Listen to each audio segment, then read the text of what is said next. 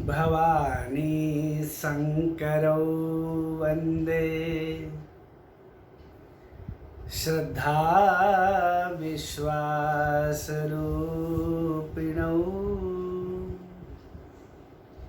याभ्यां विना न पश्यन्ति सिद्धाः स्वान्तस्थमीश्वरम् भवानी शंकरौ वंदे।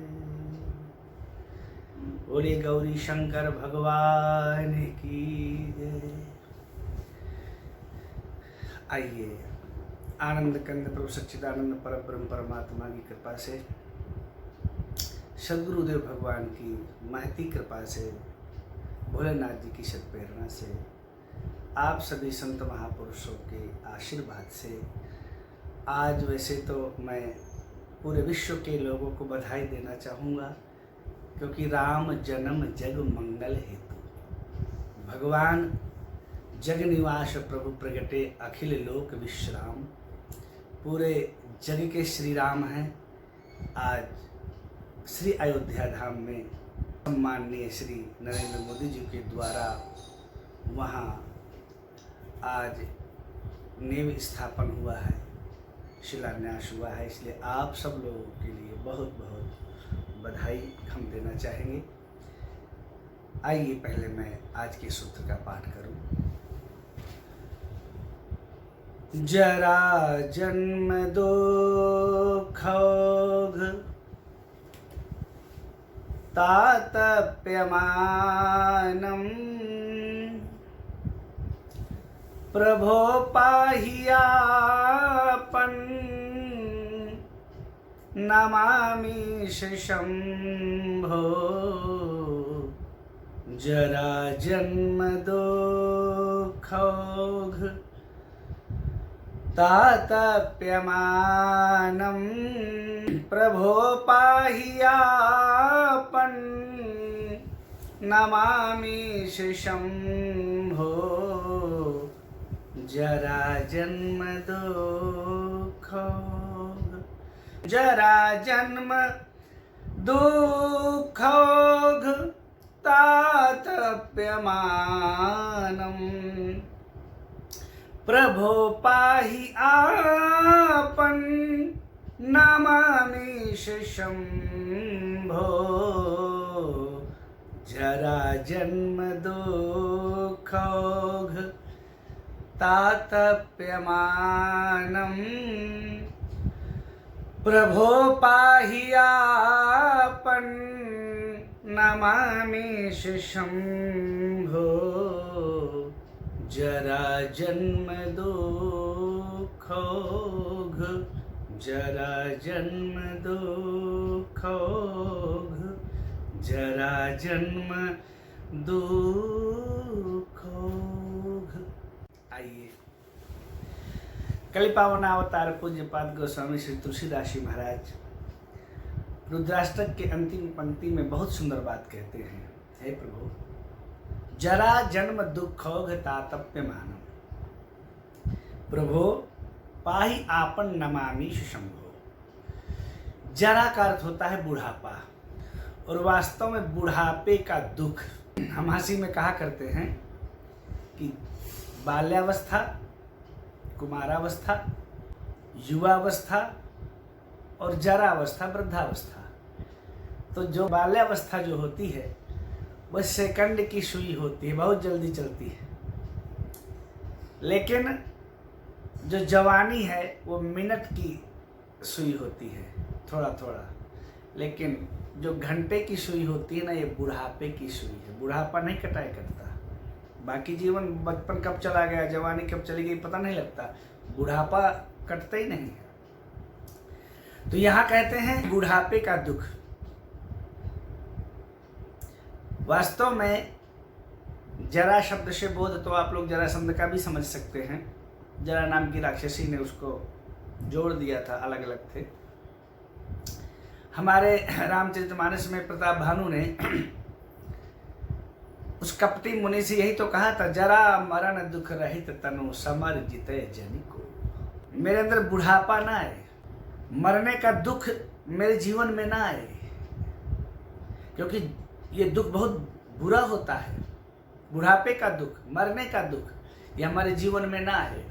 गीता में बहुत अच्छी बात लिखी है, जरा मरण मोक्षाय माम आश्रित्य तद्। बुढ़ापा, मृत्यु का कष्ट, ये सबसे ज्यादा है। तो हे प्रभु ऐसी कृपा करो कि बुढ़ापे का दुख हमारे जीवन में ना आए। बुढ़ापा ना आए ऐसा हो नहीं सकता, लेकिन बुढ़ापे का जो कष्ट है वो हमें ना लगे। तो हमारे संत बहुत अच्छी बात कहते हैं हमको समझाने के लिए कि जरा जन्म, बुढ़ापे का और जन्मने का दुख। तो जन्मने का भैया क्या दुख है, लेकिन गोस्वामी जी कहते हैं जन्मत मरत दुसह दुख होई, 100 बिच्छुएं एक साथ काटे इतनी पीड़ा जन्म के समय होती। लेकिन बच्चा बेहोश रहता है, उसको पता नहीं रहता है, बेहोश हो जाता है। जन्मने का, मृत्यु का, बुढ़ापे का कष्ट सबको पता ही है। तो जरा मरण मोक्षाय, इन दुखों से हम अलग हो जाए। आहा, तभी तो रामचरितमानस के किष्किंधा कांड में गोस्वामी जी एक दोहा लिखते हैं, और हमारे संत कहते हैं जिसको बहुत सुखद मृत्यु चाहिए उनको इनका पाठ करना चाहिए। राम चरण दृढ़ प्रीति करी, बालिकीन तनु त्याग, सुमन माल जिमि कंठ ते, गिरत न जानई नाग। नाग माने हाथी। जैसे हाथी के शरीर में से माला कब गिर जाती है हाथी को पता नहीं लगता है, ऐसे हे प्रभु ये बुढ़ापा और मृत्यु आदि का दुख हमारे जीवन में ना व्यापे। बहुत अच्छी बात है। तो वो स्वामी जी कहते हैं जरा जन्म दुख होग, इन दुख समूहों से तातप्यमानम, जलते हुए हे प्रभु। दो विशेषण है यहाँ प्रभु भी है और नमामिष शंभो भी है। हे प्रभु जरा जन्म दुखोग तातप्यमानम, बुढ़ापे और जन्म के दुख समूहों से जलते हुए प्रभु, पाहि मने रक्षा करो, आपन शरण में प्राप्त हुए। किसकी? तो हमें ऐसा लगता है कि अपने शिष्य के लिए प्रार्थना किया है कि इनके 1000 जन्म होंगे, लेकिन हे प्रभु ऐसी कृपा करो कि 1000 जन्म लेने का और मृत्यु का कष्ट इसको न व्यापे। इसलिए भोले बाबा ने कहा कि ये अवश्य जन्म तो लेगा लेकिन उसका कष्ट इसको नहीं मिलेगा। भगवान शिव जी ने ऐसा कहा है। इसका मतलब ये हो गया कि उदाहरण के लिए कि हमारे शरीर का ऑपरेशन तो होता है, लेकिन जब बेहोशी का टीका लग जाता है तो उस ऑपरेशन का दर्द हमको नहीं होता है। ऑपरेशन तो होगा लेकिन उसका कष्ट हम महसूस नहीं करते। बारिश तो होगी, लेकिन अगर कृपा का छाता लग जाता है तो बारिश का दुख हमें नहीं लगता।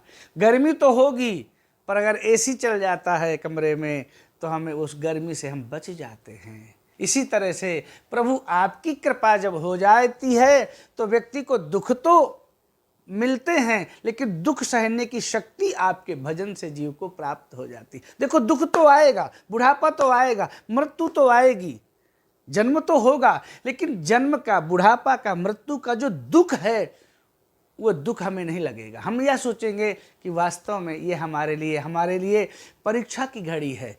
इसलिए किसी भी प्रकार से जैसे प्रभु रखना चाहे, नवम सरल सब सन छल ही ना, मम भरोस ही हर्षु न दीना। न हर्ष न दीन, यो न हर्षस् न द्वेष्टि न शोचति न कांक्षति। कहने का अभिप्राय ये हुआ कि हे प्रभु जरा जन्म दुखोग तातप्यमानम, जरा माने बुढ़ापे का कष्ट, जन्म का कष्ट, दुख समूहों, दुखोग माने दुख समूहों से, तातप्यमान जलते हुए प्रभु हम जीवों की रक्षा आप करो। क्यों? क्योंकि आपन माने शरण में हम आपके आए हुए हैं, इसलिए नमामिष शंभो।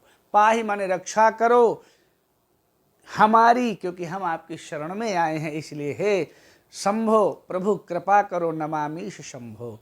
अर्थ ये हुआ जरा जन्म दुःखौघ तातप्यमानं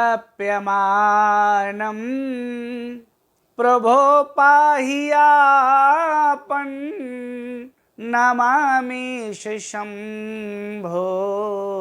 जरा जन्म दुःखौघ, बुढ़ापे और जन्म के दुख समूहों से जलता हुआ जीव, हे प्रभु जब आपकी शरण में आता है तो उसके उस दुख से, उस जलन से आप उसको मुक्त करो। हे भोलेनाथ, मैं आपको प्रणाम करता हूँ। नमामीश शंभो। और ये स्तुति हम देखें कि नमामीश ईशान निर्वाण रूपम से प्रारंभ थी और उपसंहार भी होता है, तो नमामीश शंभो।